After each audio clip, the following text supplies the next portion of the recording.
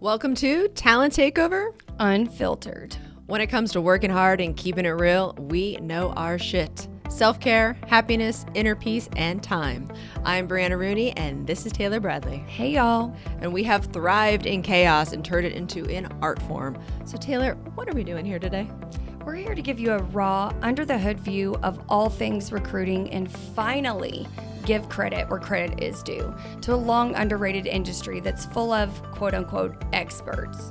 All right. Well, then let's take this show to the road. Hello. Welcome to Talent Takeover Unfiltered. So, hey, Taylor. Hey. Hi. I'm coming with you at a woohoo girl moment. Okay. But today we're going to talk about essentially what you don't do with text messaging in recruiting. An article came out that what Taylor or Jess, our producer, found. And so we have to just come to Talent Takeover Unfiltered to get it. To bitch about it. Yeah. That's more on brand, to bitch about it. But essentially what it is that there is a recruiter that uses a late night text message to basically gauge if somebody is a good fit for the job. So they'll text around 10 p.m. and say, hey, so-and-so, this is Taylor. Can't even say where they were. I'm not going to say that. But how did the interview go? And so they want to know, he's gauging, like, did you reply? If so, how long does it take you? Your decision might affect whether you get hired. Texting back quickly might up your chances of snagging the job. And I was like mind blown by this. I was like, this individual really expects people to text back at 10 p.m. And what he said he's doing is he's texting them at 10 p.m. specifically at that time. That's by design. It's not that he forgot, to see a good measure of whether a job candidate would mesh well with a client that has a move fast culture. Yowzers. So Where do we begin? First of all, that's a booty call. So that's inappropriate. Let's get that out of the way. Oh my God, that's hilarious. Yeah. The late night text. Second, I'm sleeping. Like I always talk about, I work out at 5:00 in the morning. Like if you're texting me at 10:00 at night, I am not happy with you. I don't give a shit who you are. And I get my hustle on every goddamn day. So that's ridiculous. Yeah. No, that I was just like, there's no way that somebody's actually doing it, because I feel like this takes us steps back as far as how far we've come with how we treat candidates and, like different things that are important to candidates and how you should be in the interview process. And there's just so much wrong with this that I'm like, this is taking us back, like way steps back, 5-10 years for somebody to have this mentality. Like it's it's an employer's job market, which it is right now, but to take advantage of that and be like, I'm going to see who responds back at 10 p.m. because it's going to gauge how like serious they are. And are they going to vibe? And are they going to answer these like, what they called it was like, are they going to answer after hours emails? Should get a response within 24 hours. That's what he said, which is fair. After hours emails, within 24 hours.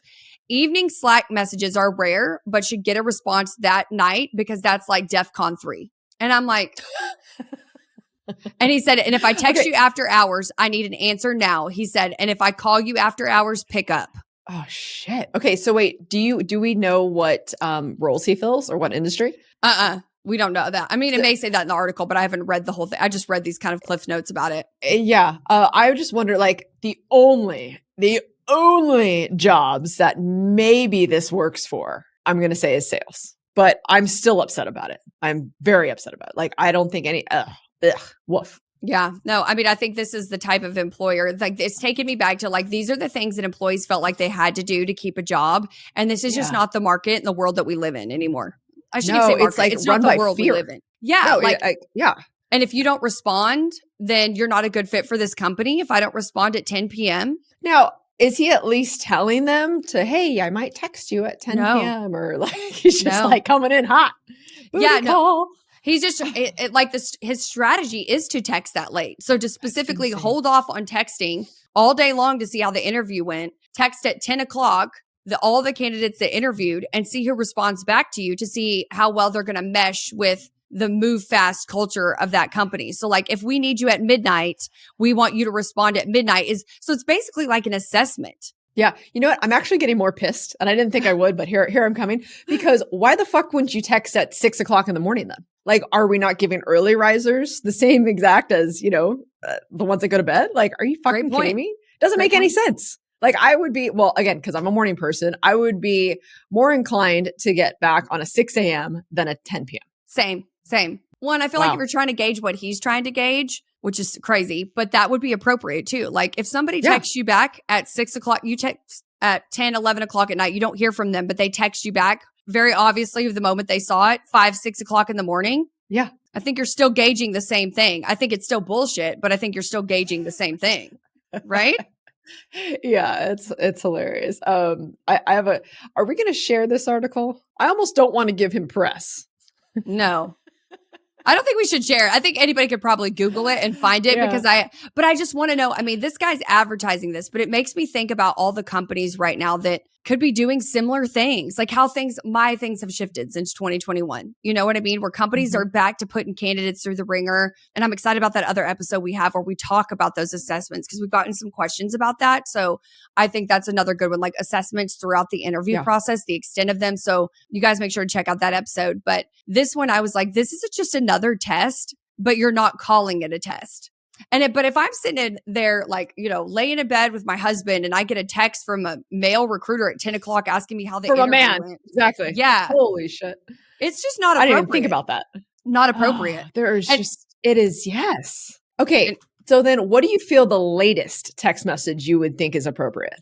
For this, for an interview situation? Yes. For this situation.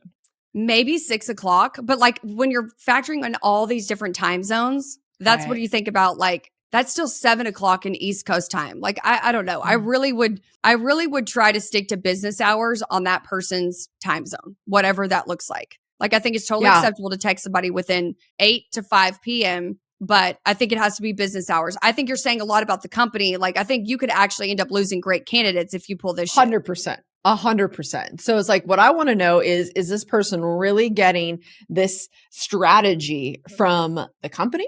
Or is this his own strategy because he feels they have a hustle culture? You know, it's like, are you like, I almost want to have him on, but like, I feel like we'd attack the guy.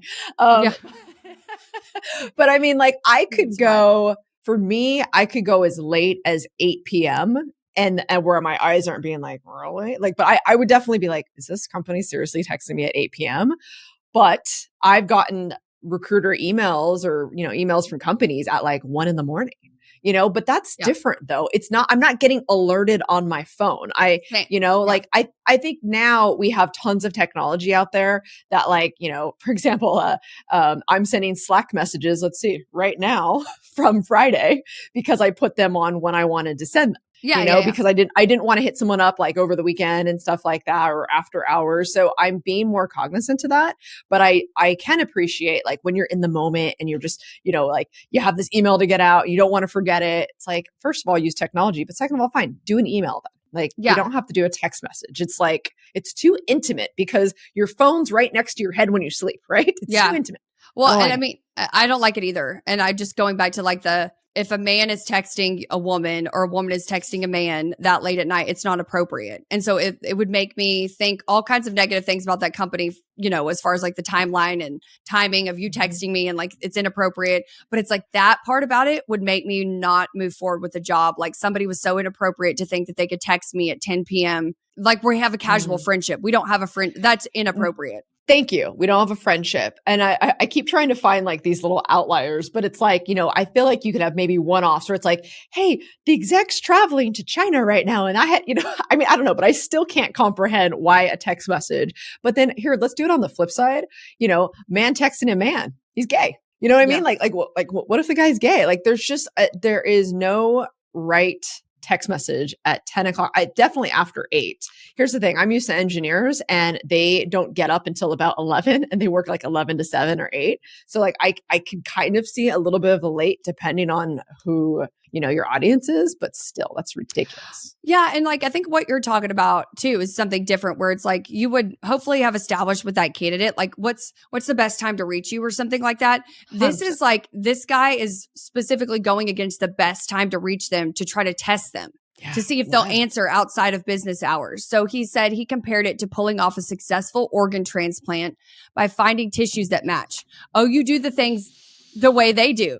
Doesn't make it normal, doesn't make it right, but you guys match each other. That's like Oh a my quote God. from it. I was like, oh my God. Oh, he's a doctor now? That's cute.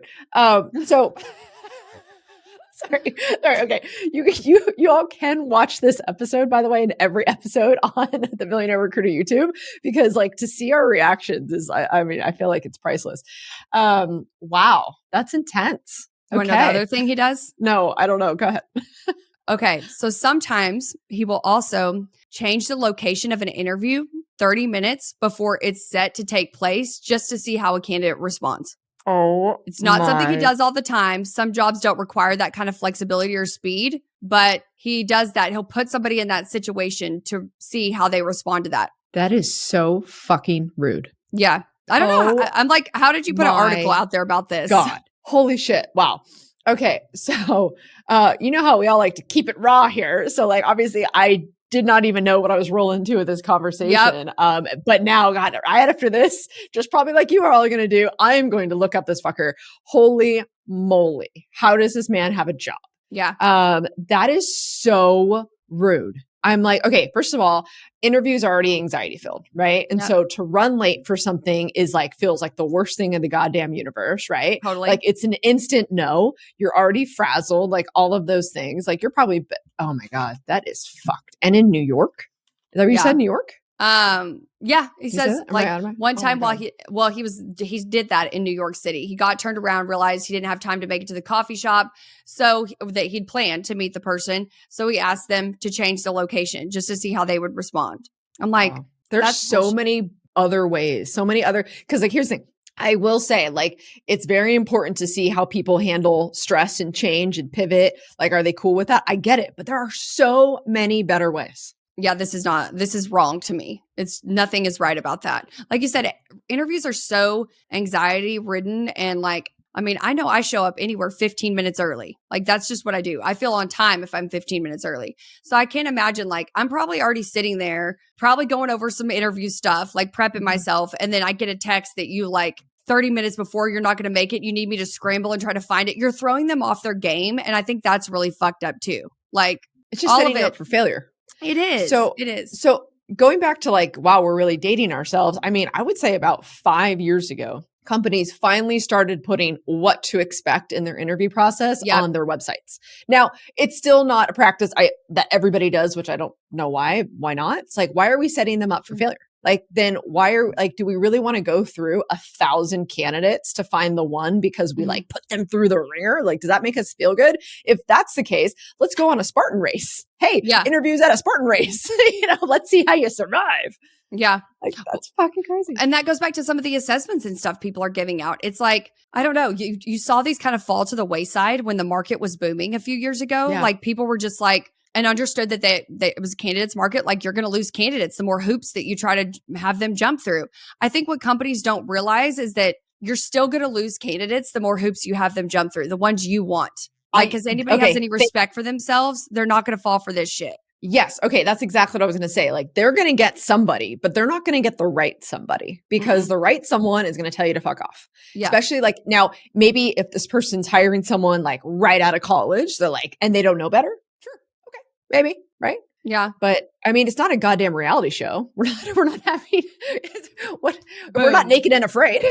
Yeah. I was about to say, okay, I didn't even think about that, but this is what it's like. A reality show of like what, putting candidates through the ringer to see like what they'll do and how they'll respond. It's like these challenges and stuff that they put them through, like a reality show. It's exhausting. I can't even imagine being put through this and then being told like, and are you telling them that because they didn't respond to your text at 10 p.m., that's why they're not advancing forward? Are you going to be honest with people? No, I bet you he's not. No, I bet you he's not either. Nobody would be honest about that if that was their practice. But I just think it's really interesting how like it has a line in this article that says the firm enforces these rules. Like they back him on this. And it's like, wow. God, I even think about how they're just discriminating women or caretakers. Yeah. Like I'm just thinking like, you have a baby, it's a year and you have a baby and like, my head's just going like so many different things. I'd be pissed. Wow. Yeah. Well, everyone make sure your phone is on silent when you go to bed if you're in a job interview because you don't know if you're going to get a booty call text.